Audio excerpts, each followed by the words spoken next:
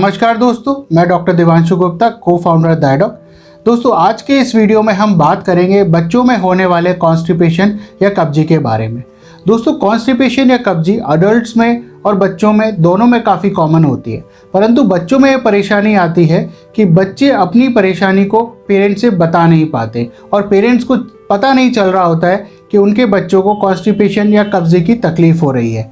इस वीडियो में हम विस्तार से बात करेंगे कि कैसे आप पता कर सकते हैं आसान तरीकों से कि आपके बच्चों को कॉन्स्टिपेशन या कब्जे की परेशानी हो रही है, और इस वीडियो में मैं आपको बताऊंगा कि कैसे आप आसानी से पता कर सकते हैं कि आपके बच्चे को कॉन्स्टिपेशन या कब्जी है, और डिटेल में आपको वो सारी होम रेमेडीज़ और घरेलू तरीकों के बारे में बताऊंगा ताकि आप इस कॉन्स्टिपेशन या कब्जी का इलाज घर पर ही कर सके। तो चलिए शुरू करते हैं हम आज की वीडियो। दोस्तों, सबसे पहले बात करते हैं कि बच्चों में कॉन्स्टिपेशन या कब्जी कब कहते हैं। दोस्तों, अगर बच्चा एक हफ्ते में 3 बार से कम पॉटी जाए तो उसे मेडिकल डेफिनेशन में कब्जी या कॉन्स्टिपेशन कहते हैं। दोस्तों, अब बात करते हैं कि जब कॉन्स्टिपेशन होता है तो बच्चों में क्या क्या सिम्टम्स आते हैं। पहला है कि कॉन्स्टिपेशन या कब्जी होने पे बच्चा बहुत टाइट और हार्ड स्टूल या पॉटी पास करता है। बच्चे को पॉटी पास करने में बहुत ज़्यादा जोर लगाना पड़ता है। पॉटी पास करते हुए बच्चे को पेट में या उसके जो मल द्वार है यानी एनस, जहाँ से पॉटी शरीर से बाहर निकलती है, वहाँ बहुत तेज़ दर्द होता है, जिसके कारण बच्चा इरिटेबल भी हो सकता है और रोने भी लग सकता है। बच्चे की पॉटी में आपको कभी कभी ब्लड की कुछ बूंदें भी दिख सकती हैं, क्योंकि जब टाइट पॉटी मल द्वार या एनस से निकलती है तो यह टाइट पॉटी वहाँ की जो स्किन है उसको डैमेज कर देती है और इस डैमेज स्किन ब्लीड करने लगती है और वहाँ से कुछ बूंदें पॉटी में भी आ जाती हैं। कभी कभी बच्चे के अंडरवियर में आपको पेस्ट जैसी या लिक्विड पॉटी के स्टेन्स भी देखने को मिलेंगे। यह भी कब्जी या कॉन्स्टिपेशन का एक लक्षण है। यह इसलिए होता है कि कभी कभी बच्चे की आंतों में किसी टाइट पॉटी की गांठ फंस जाती है और उसके ऊपर जो लिक्विड पॉटी है वो उस गांठ के आसपास के एरिया से निकलने की कोशिश करती है, जिसके कारण वह पूरी पॉटी तो नहीं निकल पाती है परंतु उसका थोड़ा सा अमाउंट निकलता है और बच्चे के अंडरवियर को गंदा करता है। दोस्तों, जब जब आपका बच्चा ऐसे सिम्टम्स शो कर रहा है तो आपको समझ जाना चाहिए कि वह कॉन्स्टिपेशन में है और उसे कब्जी हो रही है। दोस्तों, अब बात करते हैं ये कॉन्स्टिपेशन या कब्जी के बच्चों में क्या क्या कारण हो सकते हैं। दोस्तों, इसका पहला कारण है कि बच्चे में जब भी पॉटी का प्रेशर बनता है तो ये बॉडी का नेचुरल कॉल है कि बॉडी पेट साफ करना चाहती है और उस पॉटी को शरीर से बाहर निकालना चाहती है, पर अक्सर बच्चे इस नेचुरल कॉल को अवॉइड करते हैं और पॉटी का जो प्रेशर है या पॉटी का जो अर्ज है उसको अवॉइड करते हैं। इसके कई कारण हैं, जैसे कि बच्चा अगर कोई खेल खेल रहा है और उसे इस खेल में इतना इंटरेस्ट आ रहा है कि अक्सर वो इस प्रेशर को या इस नेचुरल कॉल को अवॉइड करने लगता है। दूसरा कारण है कि पॉटी पास करने पर बच्चे को जो पेट और मल द्वार या एनस पर जो दर्द होता है बच्चे उसे अवॉइड करना चाहते हैं। इसके कारण वो पॉटी जाने से परहेज करते हैं और ये पॉटी उनकी आंतों में इकट्ठी होती चली जाती है और उनकी कब्जी और कॉन्स्टिपेशन और बढ़ते चले जाते हैं। तीसरा कारण है कि जब आप कभी बाहर होते हैं तो बच्चे घर के बाहर के टॉयलेट्स को यूज़ करना अवॉइड करते हैं। वह उन्हें थोड़ा सा स्ट्रेस और एंजाइटी रहता है और जिसके कारण वो पॉटी जाना अवॉइड करते हैं और ये फिर उनमें कॉन्स्टिपेशन और कब्जी का कारण बनने लगता है। दोस्तों, दूसरा कारण है कब्जी का कि अगर आपने बच्चे की टॉयलेट ट्रेनिंग बहुत जल्दी शुरू कर दी है तो वो भी कॉन्स्टिपेशन का कारण बन सकती है। एप्रोप्रिएट एज टॉयलेट ट्रेनिंग की 18 से 24 महीने होती है, परंतु कुछ बच्चों को टॉयलेट ट्रेंड होने में 3 साल तक लग जाते हैं।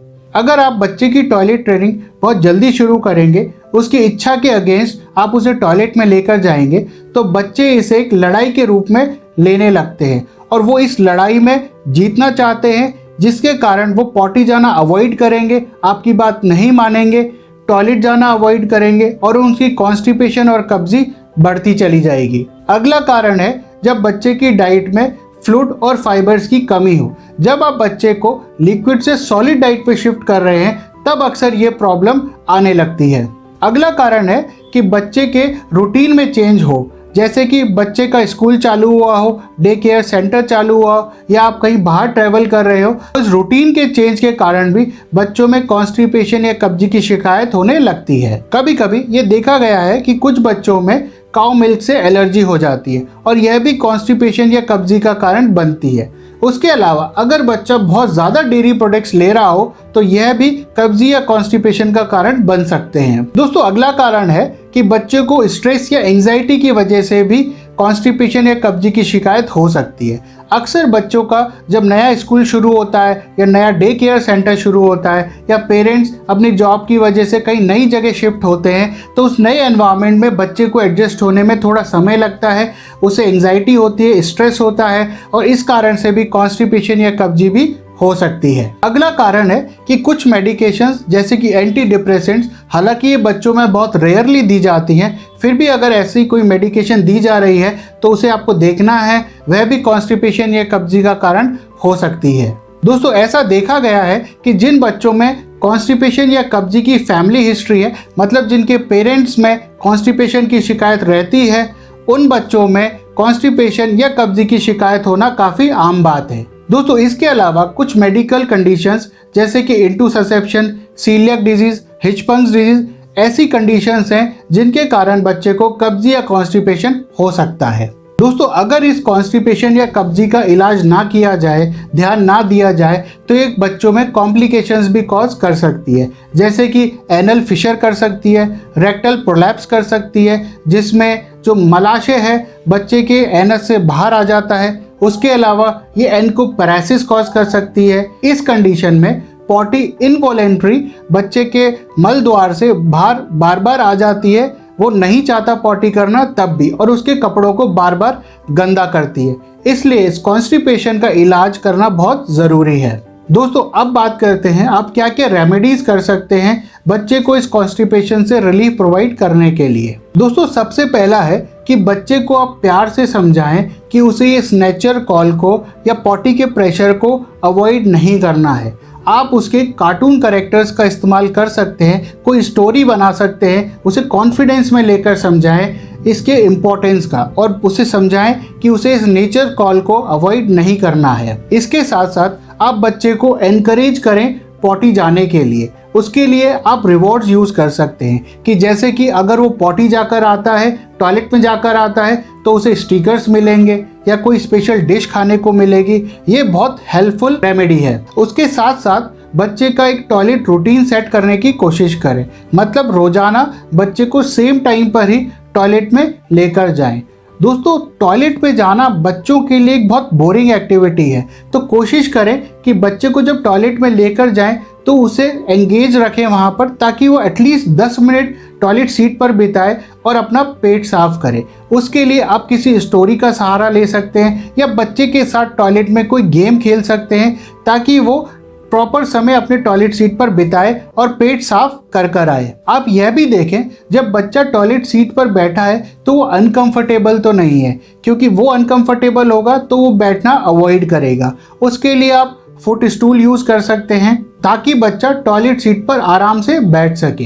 दोस्तों, अक्सर यह भी होता है कि जब बच्चे की आप पॉटी धुलाते हैं तो आप जेट यूज करते हैं जिसमें ठंडा पानी आ रहा होता है, क्योंकि उस पर गीजर की फैसिलिटीज नहीं होती है। तो ठंडा पानी बच्चे को अनकंफर्टेबल बनाता है और इस अनकंफर्टेबल होने की वजह से बच्चा फिर पॉटी जाना अवॉइड करता है। तो इसके लिए आप गुनगुने पानी का इस्तेमाल बच्चे की पॉटी धोने में करें। दोस्तों, ध्यान रहे, अगर बच्चा कभी अपने अंडरवियर या कपड़ों को पॉटी से गंदा कर ले तो कभी उसे पनिश ना करें, क्योंकि उसके बिहेवियर में चेंज आ जाएगा और वो फिर पॉटी जाना डर के मारे अवॉइड करेगा। अगला है, बच्चे की डाइट में आप एडिक्वेट अमाउंट का फाइबर और फ्लूइड ऐड करें। फाइबर्स के लिए आप high fibre fruits, vegetables, beans, whole cereals को यूज़ कर सकते हैं। फ्रूट्स में आप एप्पल, पियर को यूज़ करें। आप सीरियल बार्स यूज़ करें, ओटमील बिस्किट्स दे सकते हैं। चॉकलेट बार अवॉइड करें, वाइट ब्रेड अवॉइड करें, ऑर्डिनरी बिस्किट्स को अवॉइड करें। दोस्तों, फाइबर की क्वांटिटी बच्चे को कितनी चाहिए दिन में, उसके लिए मैं आपको एक आसान फॉर्मूला बताता हूं। आप उसकी उम्र में 5 ऐड कर दीजिए। मान लीजिए बच्चे की उम्र 5 साल है तो 5 ऐड कर दीजिए, यानी कि बच्चे को 10 ग्राम फाइबर की ज़रूरत है पर डे। अगर बच्चे की उम्र 8 साल है तो 8 को 5 से जोड़ दीजिए, यानी कि बच्चे को दिन में 13 ग्राम फाइबर की ज़रूरत है और उस हिसाब से उसे बच्चे की डाइट में ऐड करें। फ्लूइड्स के लिए आप इंश्योर करें कि जो 3 से 4 साल का बच्चा है करीबन 1 लीटर पानी दिन में वो पी ले। दोस्तों अगला है बच्चे को फिजिकल एक्टिविटी के लिए प्रमोट करें। एक दिन में कम से कम बच्चे को 1.5 से 2 घंटे खेलने दें। अगर प्रेफरेबल हो तो आउटडोर एक्टिविटीज़ करना ज़्यादा फायदेमंद है। फिजिकल एक्टिविटी बच्चे की आंतों को स्टिमुलेट करती है और उनकी नॉर्मल फंक्शनिंग में भी बहुत हेल्पफुल रहती है। दोस्तों अगर ये कॉन्स्टिपेशन या कब्जी बच्चे में 2 हफ्ते से ज़्यादा रहे और इस कॉन्स्टिपेशन के अलावा बच्चे और भी सिम्टम शो करने लगे, जैसे कि बच्चा खाना खाने से मना कर दे, उसका वेट लॉस होने लगे, उसके पेट पे सूजन आने लगे, बच्चे को फीवर होने लगे, पॉटी में बहुत ज़्यादा खून आने लगे, तो आपको तुरंत डॉक्टर से संपर्क करना चाहिए। उम्मीद है ये वीडियो आपको पसंद आई होगी। ऐसे और हेल्थ टॉपिक्स के लिए हमारे चैनल डाइडॉक हेल्थ को सब्सक्राइब करें। स्वस्थ रहें, सुरक्षित रहें। धन्यवाद।